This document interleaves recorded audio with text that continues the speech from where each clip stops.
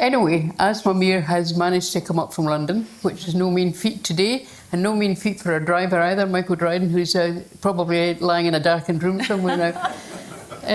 As the title of AASMAH book tells you, she's a Glasgow girl, born and bred. She studied law in Bristol University originally, and then she did stints on television, Scottish television, among other stations, and also worked as a print journalist in Scotland before migrating to London and Radio 5 Live. Subsequently, she went on to a stellar career in Radio 4 and for Times Radio, for whom she still presents a breakfast show 4 mornings a week? Yes, 4 mornings a week. How could you forget? I know, well, quite easily. In her Radio 4 incarnation, she was the co-presenter of Saturday Live with the Rev Richard Coles, while she shares presenting duties on Times Radio with Stig Abel. Her Scottish childhood wasn't all plain sailing at a time when casual racism was a commonplace, and she's now been away from Scotland for such a long time that it no longer seems to qualify as home, though happily her accent is still intact. Our sister AASMAH still works for BBC Scotland. Intriguingly, the book also details the totally contrasting life of a mother who was brought up in her native Pakistan. And now AASMAH herself is a mum, a single parent to her 9-year-old daughter, following a divorce from her husband. She looks on the memoir, in some respects, as a gift to her own daughter, given that it's so rich in details of the family relationships, not just on both sides of the border, but in 2 very different cultures. After all, it's a book which tells her daughter a lot she probably didn't know about her mum and her granny. Please welcome AASMAH MIR.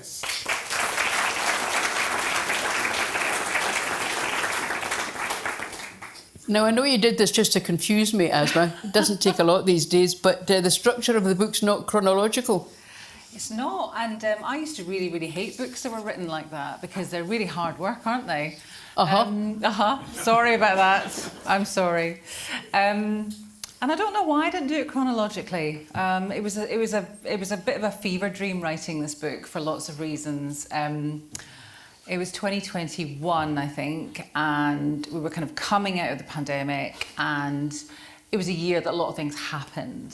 So obviously, marriage broke up, and I was having to do my co-presenting radio show from my bedroom on an ironing board, because there were no desks left because everyone had bought them during the pandemic. Anyway, so there was that going on. Then I suddenly realised I was going through the menopause. There was all these things happening, and in the midst of this, I remembered that I had 1 year to write a book.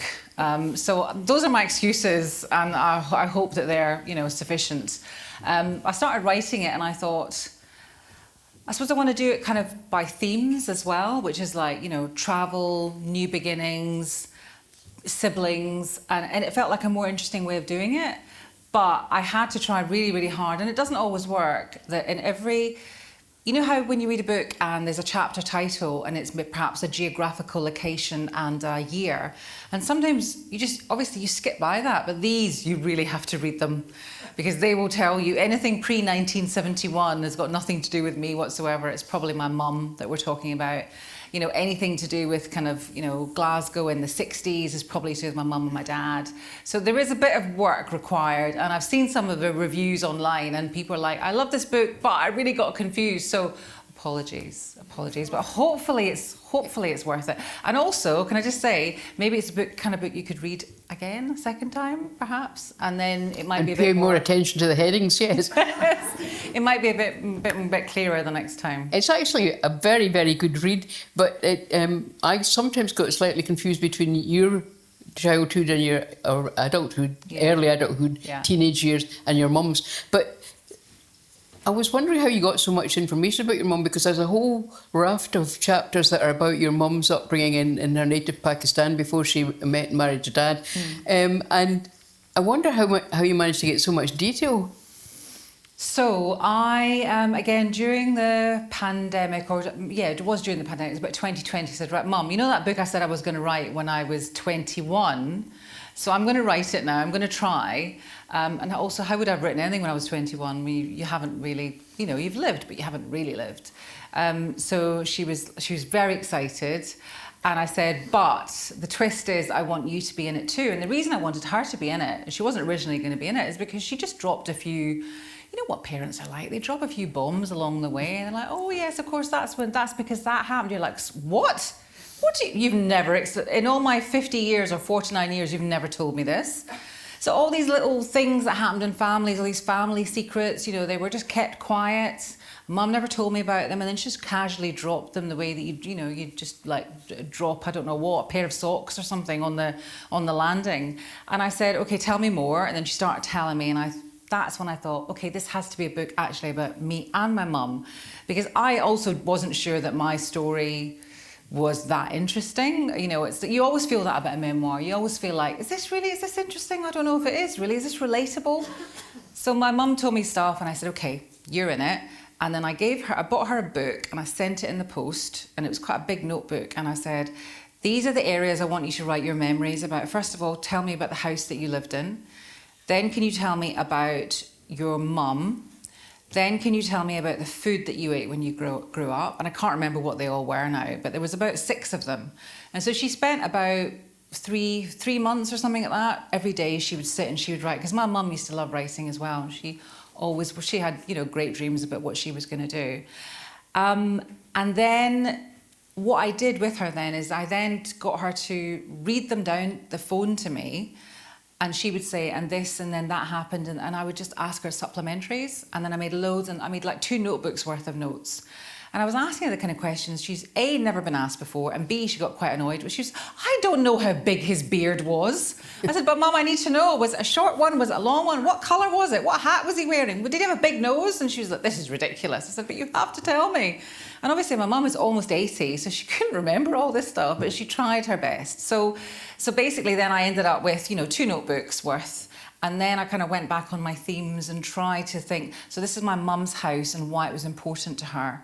And what it meant in terms of it was the patriarchy, obviously, back then, like, you know, the men were on the first floor and the women were on the ground floor, so whatever, I can't remember what it was. And then I would talk about my own house, the house that I grew up in, which was Leafy Bearsden, by the way. Well, yes, it was Bojaffrey. I don't know if that's in Bearsden or just outside Bearsden. Anyway, it was like a new. That wasn't that leafy actually. That was like a kind of new estate that was built. But we did then move to the massive house in leafy Bearsden when I was about 10. So I wanted to do it that way. I wanted to talk about houses, and then I wanted to talk about food, and then I wanted to talk about clothes. Clothes are really important. And I want to talk about relationships, because you said 2 quite strange things early on in the book about your mum. Okay. And you said, my mother, my champion, my betrayer. Mm-hmm. And you said, I sprang from her body, yet we could not be more different. So elaborate. Okay, I don't want to obviously ruin it too much, but my mum was, you know, my everything. She still is. She was my champion, because she did used to always champion me. Again, you know, academically, there were people who had doubts about me because, you know, I wasn't really into studies when I was really young. And she was always saying, no, my daughter's going to do this, and she's going to be a doctor, she's going to be a lawyer. And that obviously never happened. So she was my champion. But then she betrayed me in a way, because she kind of, in my eyes, abandoned me when I was 13 and went off to Pakistan. But then she had to, because... So there's 6 of us in our family, and we were kind of split down the middle. So people who stayed in Glasgow when I was 12 or 13 were me, my older brother, and my dad. So that was a recipe for disaster, obviously. 13-year-old girl, 2 blokes. How are they going to understand anything about what I'm going through? They're not. And then on the other side, you had my mum, my older sister, and my little brother, who we now know is autistic and had learning difficulties, but no one knew that at the time. So my mum took him there because he was becoming increasingly unmanageable, because they didn't really know how to deal with those kind of people back in those days. And he went from school to school to school to school, and it just wasn't happening. There was a lot of kind of, you know, damage and destruction and things getting broken and destroyed, and they just couldn't manage it. So my mum said, it might be better if I take him there. It's a more kind of family-centred approach, blah, blah, blah. So she went away, but... she had her reasons, and it was very difficult, but it just coincided with a very difficult period in my life where I got into some trouble at school. And so that's why, when I say betrayer, obviously, it's... So 8 months at that age is a very long time. It just felt like years. I just kind of... And there was you know, there were no mobile phones, obviously. There was no FaceTime. calls where you had to book them or something. I can't remember. You had to do something, and you would get like maybe 3 minutes maximum. And then my dad, of course, used to hog the blimmin' phone. And then I used to get like the 160 seconds at the end. And it was so frustrating because I kind of almost forgot what she looked like. And it just felt like she'd abandoned me, which is a very selfish way of looking at things, isn't it? But when you're 13... You are preoccupied with what's happening to you. You are selfish. Yeah, exactly. I wanted to ask you, I mentioned in the introduction about the casual racism that was about then. So I want to go into a bit of that because there was one bit that really set me back on my heels where you talk about you'd made friends with Julie and Janet, who were neighbours' children, and they never, when you went to visit them, you were never allowed over their doorstep, and yet you saw from your own window other girls going into the house. And also there was insults at school about your colour, about your eating habits, and the boys that you were dancing with at the school dance wouldn't touch your hands. And, you know, that seems now utterly bizarre. Yeah. But it was obviously commonplace then. Yeah, I don't know if it might have been commonplace, I don't know. Obviously the thing is that we were pretty much I think we were the only Asian family in the school. I think I went to quite a few different schools, and I feel like we were there might have been one other, but I remember all the school photos, it was like all these lovely Scottish faces and then me just looming at the back looking very, very different. With like broken teeth and, you know, bruises and, you know, all the rest of it. So I think, and it always sounds like I'm trying to excuse things, and I'm not, because I just think we've come a long way. This was like 1977, 1978. You know, it was a long time ago. My God, the world was so different in so many different ways. You know, that particular stuff doesn't happen today. And I think that, you know, obviously a lot of racism comes from ignorance, and ignorance is just that, you know, no one explains to you who these people are, why are they different, where have they come from, what's going on. No one explains that, so you build your own narrative around it, that, you know, these people are this or they're that, and, you know, it was just that was commonplace back then because I don't think people understood. But I think over time people began to understand. And also throughout the book there's a thread of amazing Scottish, mostly women, but not just women, who were just like, who worked with us, who were employed by my dad, who, you know, we had like a nanny housekeeper who stayed with us for 28 years. I mean, 28 years. And Lily. She came from like, Lily, she came from, she was originally from Ireland. She was an orphan. She lived in, where was it? Somewhere in the East End of Glasgow, I can't remember where. You know, she had no education. She was like 4 foot nothing. She was so adorable, and she was basically our gran. She was the gran that we had, because the grannies we had were thousands of miles away and didn't speak English, so we never saw them. So although there were difficulties, there were also all these fiercely, fiercely loyal people, like who my dad employed in his business for, like, again, 30 years, 35 years, you know, and they never... She sounds really special. Wavered. She was so special. I think about her all the time. I mean, she ended her days in Dunoon, and she was still working for us. But she still came from Dunoon, She came from Dunoon to Bearsden. So we were trying to work out... I went past the ferry port, obviously, and I was just thinking... That's quite the journey, isn't it? But she insisted, because she felt like if she stopped working, that she would die, basically. And you know, her health would. Who would look after her children? That's true. Although by then, obviously, like I had left home by then. I was like 26 or something, 25, 26. So, but yeah, that's all in the book, obviously, about how she was so special, and also her family were not. They were really furious that she was basically looking after these children. You know, they just didn't think it was right. And she was the first person, I think, one of the first people who would have done that. And she used to always make us feel very human, because there would be nasty people who wouldn't touch your hand and who wouldn't do this and who wouldn't do that. And like Helen literally touched us all the time. You know, she cleaned our bums, she changed our nappies, you know. She loved us. She really loved us. I think you said in the book that struck me quite forcibly. You said you were being outside of the house. You were being too Asian in other people's eyes, but not Asian enough inside. And so you said, you know, life would be much simpler if I looked like everyone else. But I'm hoping you don't feel remotely like that now. No, not now. No, no, not now. But back then, I really, really, really did, because I was the only one, and everything was different about me. You know, my hair was different. The hair on my legs was different to the hair on the girls' legs, because their legs was kind of their legs obviously had hair on them, but they were blonde, so you couldn't see it. So everything was different about me. You know, the colour of my wrist against my white school shirt. It felt so stark. You know. You're not remotely dark.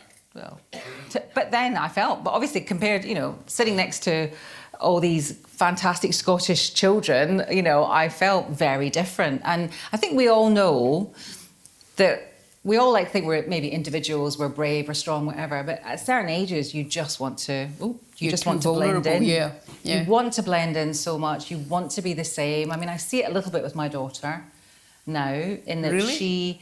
I think so what she's done is she's realised that she's different, not because of the colour of her skin, but she's different because she likes football, and she's very studious, and she wears glasses, and she's understood that she's not that girly, so she's just really, really leaning into that now, and she just wears like boys' clothes all the time, and I'm just like, oh right, okay, fine, whatever, hopefully it's just a phase, whatever. But she's very aware of this thing about trying to fit in, and I think she's realised that it's not going to happen, which is probably a healthy way of looking at it. Who knows? You said a fascinating phrase. Our Asianness was like fine china, stored in a cupboard, left for best and rarely used. So my parents, I love them to bits, but they kind of expected us to be everything, and they expected us to be. So they expected us to be fluent in Urdu despite not speaking it and not teaching it to us. Maybe we were just supposed to absorb it from I don't know where. So, and then the reason they didn't teach us it is because they said, oh, we don't want you to fall behind in anything, because back then they thought if you were bilingual it would slow you down, but obviously we know that's not true.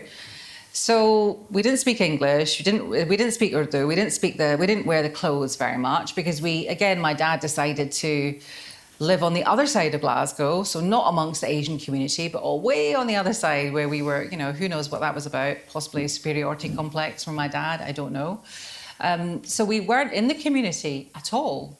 But then they still expected you, if there was some kind of event, just like that, to switch. And I found it impossible, because I thought, I don't know what I'm doing here. I don't know how to wear this strange, I'm trying to get all these clothes on, and I've got my legs in the wrong bit, and and they're beautiful clothes, but they never looked beautiful on me. Just never. My mum effortlessly, I'm trying amazing. to remember the name of the bit of clothing that you kept losing. I think that might be my mum. So she was always losing her dupatta when she was like 9 years old, because she was quite running around in the playground and always losing it. But so it was that thing that we were just expected to kind of slip effortlessly into another culture. Exactly. And I've been so bad at that. It's one of the biggest failures of my life, but that's fine. I'm not able to do that, whereas my sister's really good at it. She's able to do it, and I don't know why that is, but she's just, Well, when you and you come down here once before, very kindly, for it, when we were doing a food-themed book festival, and Uzma came as well, and Uzma was fully clad in Asian gear, and you weren't. I think you had jeans on. Jeans, I know. But Uzma knew our audience, because she brought down tubs of dal, and that went down a storm. I know. I just, I don't know what it is. I think, so my sister's really good at adapting and slipping into, and I think that's a real skill. Whereas me, if I don't feel it in my heart, I find it really hard to fake it. I know that sounds a bit, oh, I'm so great, I'm not fake, because we're all fake to a degree. But I think it's like, for example, the places I've worked, there's certain places that have said to me, oh, would you like to come work for us? I'm like, no bloody way am I going to work for you. It's just not going to happen, because how am I going to pretend that I'm enjoying this, that I like this, that I believe in this? So I think for me, it's that kind of authenticity thing that I just feel uncomfortable about. Yeah, but it's, one of the things, listening to you talk so fluently about your life and your upbringing and all of that, and yet in the book it turns out that at one stage, you were paralysed with shyness. It's quite difficult to believe now, frankly. So yes, various things conspired. My mum was away. I had a particularly horrible thing that happened at school. And it meant that, and it wasn't racism actually, it was just like what kids do to each other. And so I basically lost my confidence because I wasn't involved in any conversations for a long time. So I was going to school and there was kind of no one there, no one would talk. And I would come home and it was just like my dad and my brother, and they weren't really that, you know, they were just a bit monosyllabic. You know, my dad's an amazing, you'll read in the book that he's amazing, loving, over-the-top character. But, you know, he didn't really know how to deal with a 13-year-old girl. So it just became very quiet, and I became very quiet. And then when my mum came back, she was a bit horrified to discover that I couldn't even go into a shop to buy a bar of chocolate or all the magazines that I used to buy. So she'd have to go in for me. And that's how the book opens. It opens with my mum having to go in for me, saying, you know, can you do it? Can you go in? And I'm like, maybe, no, I can't. You'll have to do it. And, you know, she was frustrated but patient. Yeah. And slowly, I think it helped actually when I changed schools, that helped a little bit. And slowly, I came out of it. But it's weird, isn't it, how you end up doing almost the opposite of what you're doing. I don't quite understand that. Well, let's just talk a bit about your career, because you got, I mean, you were dux of your school and you got 6 straight A's in hires, and you had an interview at Oxford, but that didn't go according to plan. No, it didn't. It was one of the worst days of my life, I think, one of the worst experiences. And it's good to have these experiences, I think, isn't it? Because it kind of brings you down a peg or two. And it also just makes you realise that not everything's going to go your way and not everything's in your control. So yeah, I went to Oxford, and obviously I'd never been on a train on my own. I'd never been to England. I didn't, you know, I went there, didn't have a coat because I'm from Glasgow, so I wasn't wearing a coat. And all these people were like, "Where's your coat?" I'm like, "I don't have a coat." And they're okay, that's a bit strange. And then I went into the Oxford professors, and it was law as well. Asked my parents. I don't know why I studied law. That was silly. But anyway, I went for an interview, and it was just incredibly intimidating because, you know, people often say, oh, you're very middle class, you know, you're this, you're that. And I'm like, yes, I'm middle class. But culturally, whether that's to do with the Pakistani side of me or the Scottish side of me, I did not know what was going on. You know, all these like really posh kids who knew how to speak to adults. And obviously I didn't even know how to speak to children. They knew how to speak to adults, they knew how to sit, they knew how to dress, because, you know, they're all schooled in that stuff, aren't they? You know, from day one, it's a form of privilege, and I'm very privileged, but I wasn't privy to that stuff because my parents literally had to get the road map out of the back of the car. And where is Oxford? Oh, that's a long way, isn't it? You'll have to get the train. So I was just chucked on a train, and, you know, anyway. So we were so clueless. We didn't know anything. But my dad was like, you've got to go to Oxford. You've got to go to Oxford. I was like, all right, okay, I'll try my best. Anyway, the whole thing was a disaster because I was incredibly intimidated by this professor who started asking me, can you believe it? He started asking me all these like hypothetical legal questions. And I felt like saying, well, I don't know, do I? That's what I'm here to study. But all these kids, all these 18-year-olds that had like done A-level law and stuff like that, and obviously I hadn't done that or even thought to prepare anything. So it was a disaster, and I knew 2 minutes into that interview, I knew that I had failed, you know, and so that was my first big failure. Except to say that you then went on to study law at Bristol. Yeah. I mean, what on earth possessed you to keep studying law? So obviously you have to put your application in for law for everywhere. So I did at the time. And all I'm going to say is Edinburgh University never replied. Thank you, Edinburgh. So then they were probably because they saw Oxford or whatever. So Oxford didn't get into that. And then there were some other places, again, I'd never heard of, didn't know where they were. Exeter said yes, someone else said yes, and then Bristol, and then we looked at the league tables or something, and Bristol was quite high up, so I went to Bristol, and I've got to say, city. What an amazing city, so nice. So I was lucky because I think I would have really struggled. Law, absolutely hated studying it. It was so dry. I was too scared to change and do anything else, which I should have done. Should have done Spanish or something I actually enjoyed, English literature, but loved it. And if I'd gone to Oxford, I think I would have exploded because it would have been so hard. Yeah, yeah. But you've had quite a varied journalistic career, if I could put it as delicately as that. You did start off in journalism up here. Yes. So very weird. I got a graduate, so I decided wasn't going to do law. I had a job I was going to go to bar school, become a barrister, and then I thought, you know what, this sounds like no fun. Don't do it. It was that authentic thing again, saying I can't fake this for the rest of my life. I can't, so I mustn't do it. So anyway, I stopped that. And then I came back to Glasgow and my mum was like, right then, what are you going to do now? So I saw an advert in the paper. There used to be adverts in the paper for these kind of things, graduate trainee at STV. So my sister was working at the BBC, so I just did what little sisters do. I copied my big sister. And I said, well, I'll apply for that. Obviously, she was at BBC at STV, and I got that job. And I just, for some reason, I don't know why, because I was really terrible at it. They made me read the news, and I did that for 2 years, and then I left and went to BBC Scotland, where you were. And I produced radio programmes for a couple of years, and then I produced some programmes in London. And then I started doing a bit of newsreading on the side at BBC 5 Live, and that's kind of what I've been doing since then. So I've done a bit behind the scenes, but that's when you wound up going to London. Was the 5 Live gig? No, there was a bit before that where I ended up at the local BBC London, where I was producing a programme and really loving it. And you're in London, you're like 28. Everyone's 28. It was fabulous. It was just so good. And then I went to 5 Live and on from there. And then you went on to Saturday Live with Richard Coles, and I used to love listening to that because of your giggle. All right. You had such an infectious giggle. Okay. You laughed all the time in that show, and maybe I'm never quite sure whether you were laughing at Richard or with Richard. Mostly at.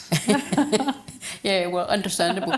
Now, let's get back for a minute to the cultural side of things, because one of the things that your folks were very hostile about was Christmas. Yeah. Tell me about that. Oh, God, that was terrible. So I don't know why, but because my dad is not religious at all. He's very much into kind of like, Pakistani poetry, and he's very artistic. He's not like a maths guy at all. He's very culturally, kind of switched on. And he's not religious. I can't think of any way in which my dad is religious. So why was he so hostile about Christmas? I think I know what it is. It's because we've tried to work this out over the years. I think the reason he was hostile about Christmas is because he wrongly felt that it was, even though he wasn't secular, he would still say he's Muslim, but he wasn't practicing. So he saw two sides of Christmas. One was the very Christian side of it, which kind of back in the 70s, there was a little bit of that, the Christmas cards, and that's fine. Why not? So he saw that and he was a bit kind of like, oh, I don't understand that. And the other side he saw was everyone getting really, really drunk. And, Christmas parties that he might be invited to when he came here in the 60s, they were just like, obviously people were just getting really drunk, because what's wrong with that? It's Christmas, relax, office party, whatever. But there is this one story he tells of where he was at an office Christmas party and he had to lock himself in the toilet because this one woman was just like determined that this was the night. And he had to lock himself, and this is what he says anyway, to lock himself in a toilet. I don't know whether he's just saying that for the benefit of my mum. Who knows? Anyway, so I think those twin things. But also that you were at a kind of interesting age. Your contemporaries were getting Christmas presents and whatnot, and decorations and trees and all that stuff. So you must have felt a bit outlawed. Well, honestly, it was just awful. It was just so difficult because Christmas Day was a day like any other day. And I felt like my dad really leaned into it being really grim. Like, let's make this the grimmest day week. How can I do that? I know. I'm going to sit slightly unshaven in my chair on my one day off of the year, my dressing gown, and we're going to have plain white rice and nothing. There was no baubles, there was no Christmas tree, there was no food, there was no presents, there was nothing, because he just hated Christmas so much. And the funniest thing is it funny? I don't know, is that obviously for years it was ruined for me and also for my brother and my sister who never really did Christmas until they had kids, which was a bit later on. But for 20 years, we never did Christmas. It said in the book that you were 47 before you celebrated Christmas and 50 when you finally bought a tree. Finally bought a tree, it's true. Was that for your wee girl? It was for my wee girl, because then I married someone who was, I'm going to be fair here. He thought that it was fine to have a Christmas tree, but that it should be outside because he didn't like clutter. So it was still not quite in my grasp. So obviously when he went, we were like, right, let's go and get the Christmas tree. Let's have Christmas. Exactly. So now we really, really do it. But Christmas itself, I think there's a lot of my Jewish contemporaries and Muslim contemporaries who say, yeah, that's exactly how it was like and what it was like in our house, you know. Yeah. But the weird thing is, the thing I was going to say is that years later, I was still like having miserable Christmases, and I phoned up my mum and dad, or they phoned me, and they would just be like, "Oh, we're just off for Christmas dinner." Like, excuse me, what? Yeah, we're off for Christmas dinner with my auntie. My auntie's Scottish. And after you were away? Yeah, I was away, and I was a bit like, this feels all wrong. So you're having Christmas, and I'm not. Something's not right here. So was it having Rani that persuaded you that you really didn't want her to go through what you'd gone through? Oh my God, she was, yeah, definitely. So I don't go over the top. You know, sometimes you look on Instagram and you do see people going over the top, but just for my daughter, that's too much for me. But we have a Christmas tree, we have decorations, and I'm kind of still, I'm 53 now, so I've had like three years of Christmas trees, and it's very much about still genuinely really learning about what you do. Because, I'm always putting a foot wrong here and a foot wrong there. I don't really quite understand what you do because I didn't grow up with it. Do you think in terms of her, it's like, what was that? Do you think any of us do? I don't know. Some people do, like when it comes to kids, because obviously I'm 53 and I've got a 9-year-old, so that's all kinds of wrong. But I still have to deal with, what do you do with the footprints and the Santa and the mince pie and, it's so much to know. What do you do? So there's a lot to learn. Just eat the mince pie, basically. The mince pie does get, It's not that difficult. She still believes. It's amazing. In Santa? She still believes. She's 9 and she still believes. Well, that's rather sweet. It is sweet, yeah. But is that a bit old to still believe? It's not. All right, okay, fine. Good, okay. You don't put on a red robe and a white beard? No, I'm not going to go that far. No, I do not. No, I don't. But I just got to make so sure that she's sleeping because I don't want to shatter that, But she loves Christmas. She's so excited for it. And I just live it vicariously through her. Yeah. I know it sounds really naff, but I wrote this piece. You're making up for all the Christmases you didn't have? That's exactly what it is. And I wrote this piece for the Sunday Times because they were all laughing. My colleagues were laughing at me like, what do you mean you're 50 and it's your first Christmas tree? I'm like, no, it really is.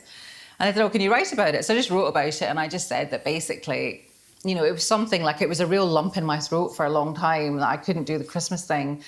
And it was just when I did it with her properly that you finally put that to rest, and it was quite an emotional time. It was probably everything else I was going through at the time. But having a child itself was a huge punctuation point in your life, because I remember reading in the book that when you started broadcasting, you were broadcasting from your bedroom, and Rani was asleep next door. Yeah, it was awful. You hoped? Yes. So what happened was everything went wrong at once, of course, didn't it? Because this was nothing to do with the pandemic, because a lot of people were working from home and broadcasting from home. But I was doing a radio program, the one I still do, and there's 2 of us. So they said, well, basically the marriage ended, quite abruptly. And I was like, okay, what am I going to do now? So I have to leave the house at 3:30 a.m. Who's going to look after my daughter? Because there was no one left in the house. So I just said to them, I think I'm going to have to leave. And that was 1 year into Times Radio. And they were like, oh, no. And, I'm not saying not all men, but they were mostly men. And they didn't understand because obviously they would have wives, partners who would look after this stuff. But I wasn't. So it took me a bit of time to explain to them that I couldn't physically be in 2 places at once. And eventually they relented and they said, okay, well, let's try and do it remotely. But it's going to be really hard because there's 2 of you. So I got my ironing board because there were no desks left in the United Kingdom because everyone had bought them during COVID. So I got my ironing board in my bedroom, and then I put the equipment. It's just basically, all it was a laptop and a microphone. And then I put lots of cushions around it.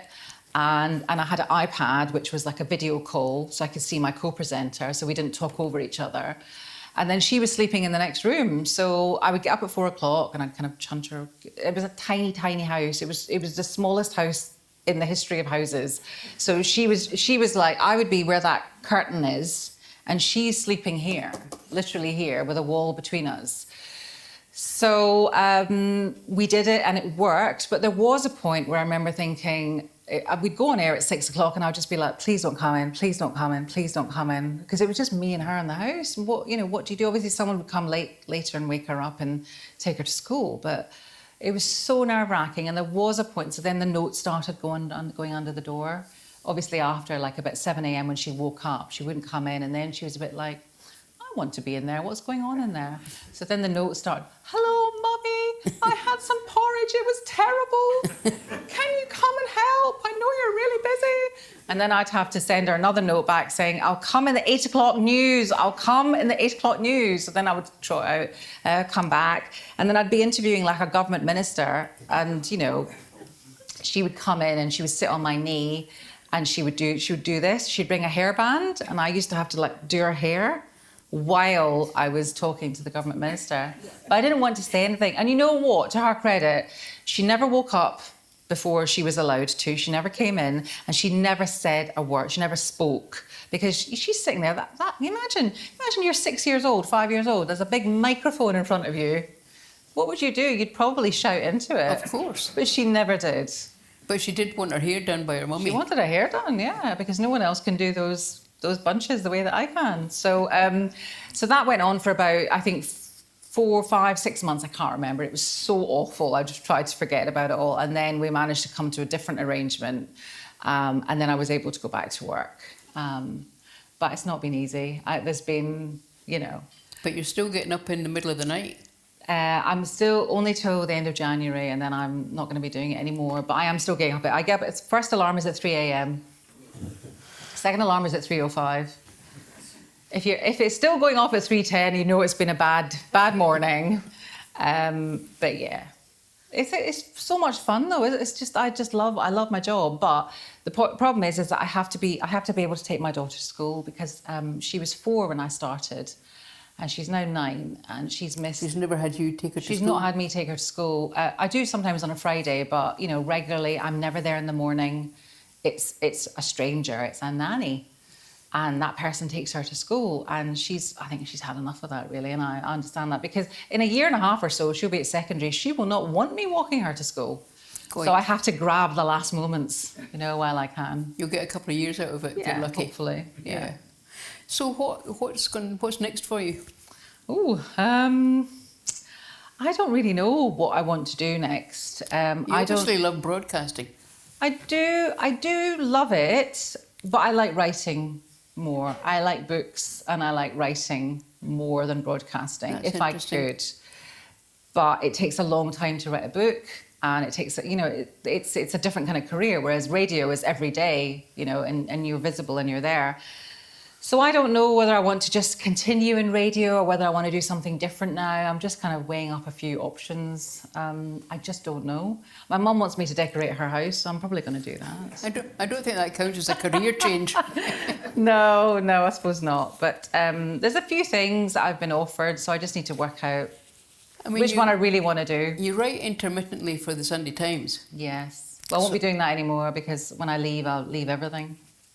But would you not consider column writing?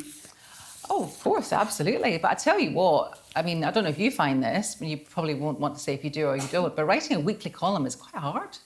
Yep. It's very hard to get riled up about something every week on the dot. It's hard, isn't it? That's why I like these other things that, like Substack, or for example, whatever, where you just write when you want to. It's like, you know what? Except you never want to. Oh, I don't know. I always feel like I want to. No, you've got to have You have to have the tyranny of the deadline. Oh, really? Okay. I don't like deadlines. Yeah, no, trust me. Really? Trust me, I'm a journalist. Yes. No, I know you are. Well. But the thing is about, I mean, all my journalistic life, I've written on one day for the next day. So there's a kind of moving news agenda and you can kind of keep across that. However, I now have to write on Friday for Sunday. So Saturday's a nightmare. Today is a nightmare. Who knows what's happened out there? Yeah. No, I know. I think the columns are weird. I've done a few. I did one for the Sunday Herald years ago, and I did one for the Scottish Times, and then one for the Sunday Times, and I love it. But I want to have a little bit more freedom because with, for example, the Sunday Times, it's very much like, this is what I'm thinking of writing today. And if it overlaps with one of the big columnists, then you can't do it.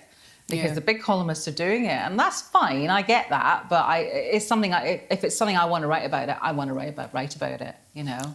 So what about another book? I'd love to write another book, but so I have no headspace at all because of you get up at 3 a.m. You go to bed at 8. Within that space, you're but tired. After January.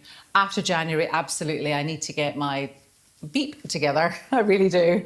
I really need to get it together and write something. I've got a few ideas. And it would be fiction, obviously, but I just need that space. Do you know something I haven't really ever discussed with you is what your mum feels about the fact that you're doing, first of all, you're not doing law. You're not being a lawyer or a doctor or any of these proper things. I think she's made peace with it now. Yeah. I think. Has she made peace with you living in London and being away from her? She always wanted me to move away. It's not necessarily a kind of, Glasgow's not big enough. It's not that. She would have loved me to stay, but I think she just thought that once I'd worked for quite a few people in Scotland, STV, the BBC, Sunday Herald. She said, "Well, what's next for you?" And I think I was like, "Well, there's more choice, maybe there."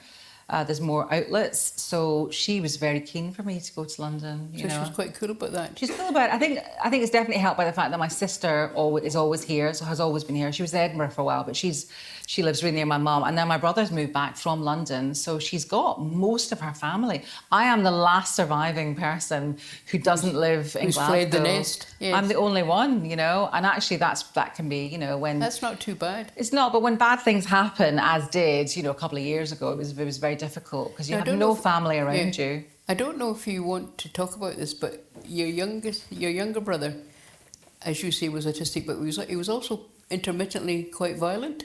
Yeah, well, so he wasn't violent to, he wasn't really violent to people, but he was definitely, I think it was a hormonal thing, plus the medication he was on, plus his autism and learning disabilities, round about the age of, I can't really remember now. I think when he was a teenager, he just started picking up my mum's vases and stuff and throwing them, and every day.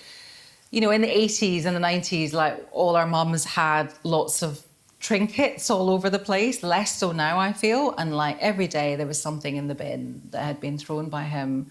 And he couldn't control his feelings, his anger, whatever. And there was a particular incident where I was on the kind of the receiving end of it. And that's when he was sectioned, and they came and they took him. And that must have been pretty horrendous for the whole family. It was absolutely horrendous. I think we all knew it was coming. I think my mum knew it was coming, but she was so tired of it all, because it was a full-time job trying to find a place for my brother. How many different schools he went to, so many different schools, special school, this school, that school. Nothing really ever worked, and then he ended up in the state hospital, and he stayed there for years. There was a period when you were at school and he was joining the same school, and you had to spend most of your thought was playtime with him because nobody was playing with him. Nobody would play with him and you can kind of understand why, because he appeared very different, and he'd be on the periphery talking to himself and rocking on his heels and doing all the things that no one really understood back then what they were a sign of. But you adored him. Oh, I absolutely adored him, because he was so it was my brother and my sister who were 2 years apart, and then there was a little gap, and then there was me and him 2 years apart. We shared a bedroom, a bunk bed. Yeah. But he was just silent because he never really spoke. But he was like, you know, he was my buddy, I suppose, you know, because we were together. We were always in the back of we had this Volvo estate, and remember there were seats at the back that you had to fold up, and then you had these little terrible seat belts, and we were always in that together as well. So we were always together, but it was a silent partnership completely. Do you see him at all now?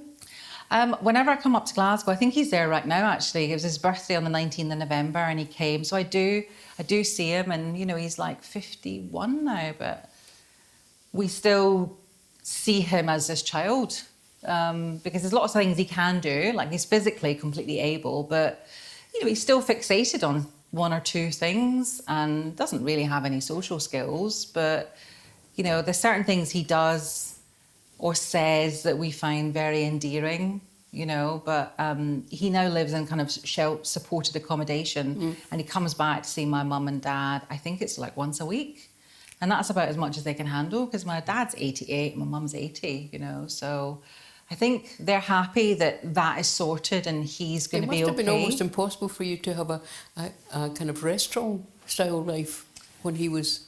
Yes, so that is in the book, that whenever we used to go anywhere public, there would pretty much always be some kind of tantrum or meltdown in the middle of a restaurant, and we were all waiting for it to happen. And then once it happened, we were like, oh, he's had his tantrum now. We can just chill. Relax into the meal. It was just another thing that made us feel very different to everybody else, you know, because we had this person in our family who wasn't like everybody else. Yeah. But how different it would have been if that had been today rather than in the 1970s, you know?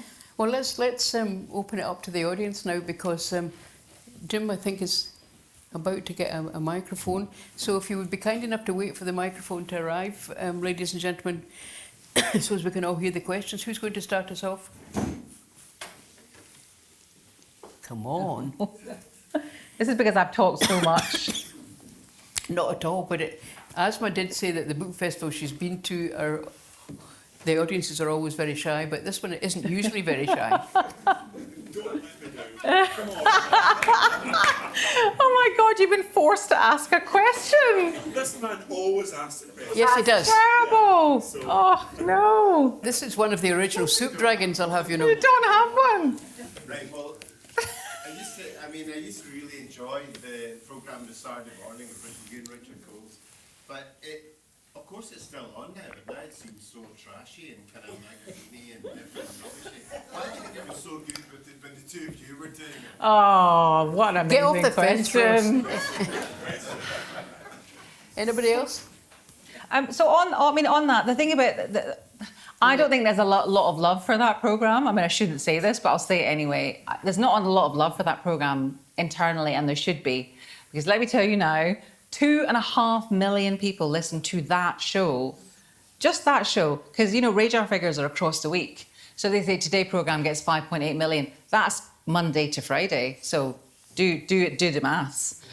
Saturday Live got 2.5 million, which is phenomenal. And I don't think it's changed much because people are very loyal. When I started on that programme, I didn't even know what the programme was. I'd never heard it. I wasn't a huge Radio 4 listener. And I thought, well, this programme's a bit odd. But then it really evolved over the next 6 years, and they changed it, and they you know... Tweaked it. They tweaked it. I think they made it better. And, you know, working with Richard, you know, he's still a good friend of mine. He is actually someone... So he loves to talk about himself. And all the time. And he will admit to that. But he is also genuinely, naturally curious about people, and I think that really helps. And it was a bit of a pain when he was on Strictly. Was he? Oh, yes. Wasn't for long, though, was it? I even watched my one episode of Strictly when he was on it, because I thought I should do. But they moved it to Cardiff for whatever reason, and then obviously everything changed, and, you know, I don't know exactly what happened, but, you know, he was no longer part of it. And they have Nikki, who's still there, and then they rotate it, and it's a shame because they are messing with, I think, one of the crown jewels of Radio 4. But I don't think they see it as the crown jewels, and I think that's a problem. Yeah, I remember it. I mean, it wasn't the same show, but I remember, you know, the slight shock when John Peel kind of went from kind of his show to, I think it was called Home Truths then, but it's the same sort of slot. Yeah. And although, of course, it was very different when you and Richard were doing it, it seemed to have some of the same, I mean, not melancholy exactly, but it's slightly kind of introspective, kind of... I blame the producer. What's that? I blame the producer. But that was great, but it seemed really engaging and interesting, Yeah. the two of you, they're a great sort of chemistry, but now... There was somebody else there and there's somebody at the back. I just wanted to ask you, and then of course I'm asking for my daughter, but are you supporting Richard Coles in I'm a Celebrity, Get Me Out of Here? Of course I am. Again, I mean, I don't want to appear snooty in any way. I don't watch that much kind of linear TV. I don't watch much reality shows. And I think I watched I'm a Celebrity, I don't know when it was, maybe the last series, because I thought I really need to actually watch this because I don't really understand what it is. So I've not seen him in it, but maybe I should, you know. And of course I'm supporting him because he's literally he's the only person I'm ever going to know who's been on anything like that. Let's hope so. Yes, somebody at the back. Hi, AASMAH. I'm wondering if you actually made the decision at 18 to leave Glasgow, given that you chose Bristol, so presumably it was English law that you studied, and this is a self-interested question, but given that you're not sure what you want to do next and you wish you'd studied something like Spanish, it's never too late. Have you any thoughts? Can't think who you might do that with, but thoughts of going back to study? This is an Open University? This is an unsolicited commercial for the Open University. The sponsor, you forgot to mention our And sponsor. they are sponsoring this event. I worked with Susan at STV many years ago. And who else? Thank you. Hi, thanks very much, and I really enjoyed your book. I'm just wondering, given all you said about some of the conflicts and the pulls between sort of Pakistani family and culture and then childhood in Glasgow, how much is that still there? How much do you still feel you've got a Pakistani and a Scottish sort of identity? Yeah. And does it still feel there's some push and pull and conflict, or has it sort of merged together in who you are now? That's such a good question because I thought about this recently, and you know, I have to be honest about this stuff, you know, because once I said that Scotland's not my home anymore, and I didn't mean that I don't like Scotland. It means that when I think of home now, I think of where my daughter is, where, you know, it'll almost be 25. It'll soon be 25 years, and that's going to be more than, you know, than I was here. Oh, I was going to say maybe 27 years. When I was growing up, people used to, you know, use the not all people, but some people used to use the P word. So I was basically Pakistani.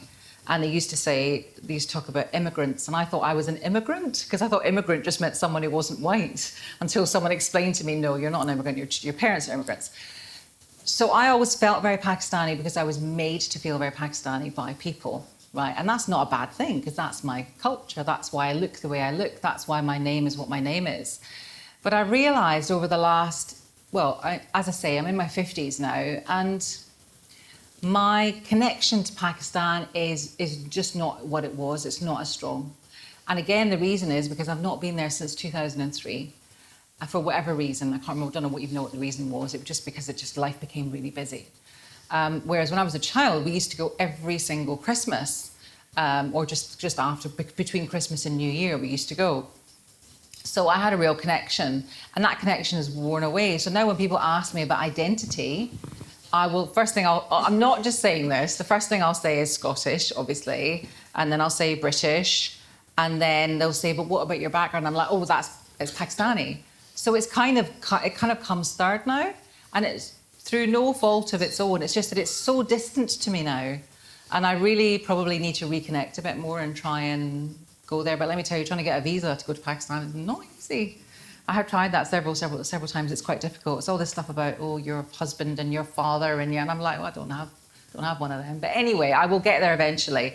But I think my identity feels clearer now. And the thing that's always been throughout that is Scottish. Have you got a lot of relations over there that you could visit? So we did have a lot, back in the 80s we had loads. So I lived in Pakistan for 6 months when I was 13, that's also in the book. And that was it was really interesting actually. Challenging. It wasn't so much challenging, it it was just so nice to actually feel that you weren't scum for 6 months. It really felt nice. It really, really felt nice, you know. So that was nice, but obviously it wasn't, you know, it wasn't kind of a permanent thing. And I did want to get back, and kind of there was some unfinished business. But we had loads of relatives then. So many of them have passed away now. A lot of them have moved to America. So there are still some there, but not as many. But my mum, you know, she tries to go once a year. So I would like to go, but I know, my God, it's going to be so different to how it was, you know, in 2003, which I think is the last time I went. Yeah, you obviously don't miss it. Sometimes I have a pull, and I feel like, because once you get there, the noise and the smell and the sounds hit you, you're like, oh my goodness, wow, this is amazing. But it's not, I don't have that same visceral reaction that I have. And I know this sounds very shortbread, and I'm sorry, but it's just like driving up here through the hills. It's just like, you just feel it. Why is that? Why is that? Because you're Scottish. That's why. Anybody else? Yes? Yep. Jim, have you got a mic to...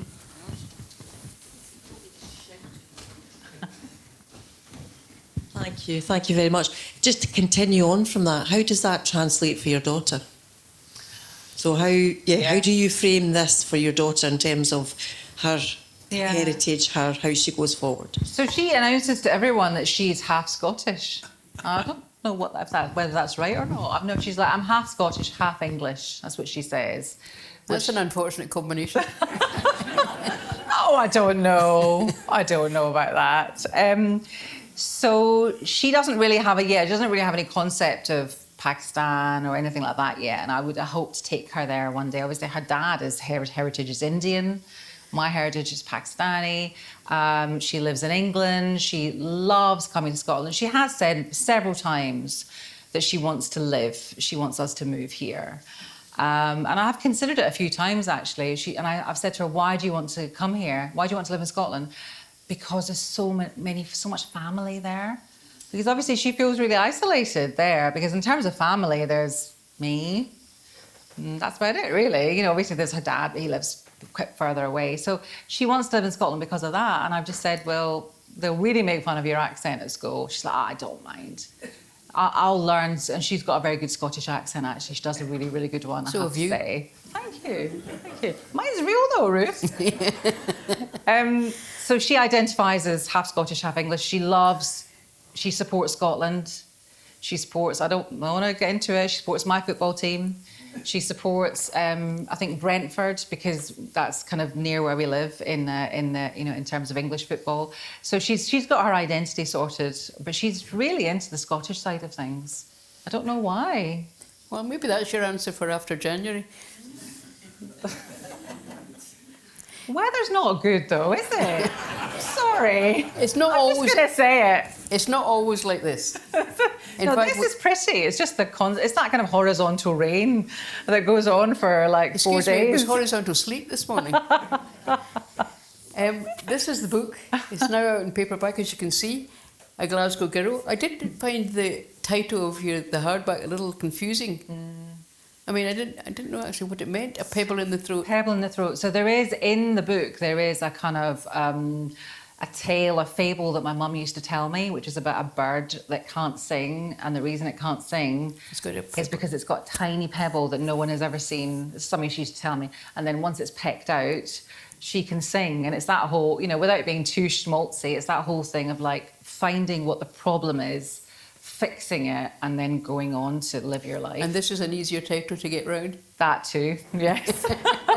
So, AASMAH's going to be upstairs in the library signing copies of A Glasgow Girl, which I warmly recommend because I've read both the hardback and the paperback, though it may not seem like that from some of the faux pas I've made, but I promise you I've read both of them. So please join me in thanking AASMAH MIR.